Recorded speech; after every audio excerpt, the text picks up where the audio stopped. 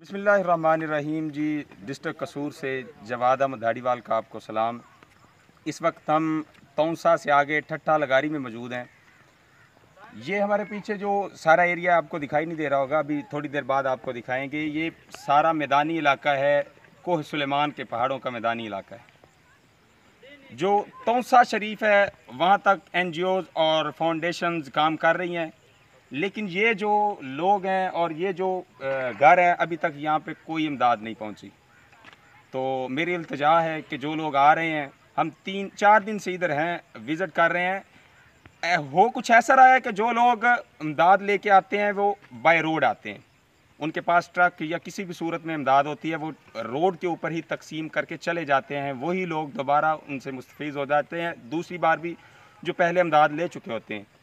लेकिन ये जो एरियाज़ हैं, पहाड़ी एरियाज़ हैं और पहाड़ के नीचे जो मैदानी इलाका है, यहाँ अभी तक कोई पहुँचा नहीं है। तो ये लोग अभी इमदाद के मुंतज़िर हैं और ये लोग मुस्तहिक हैं।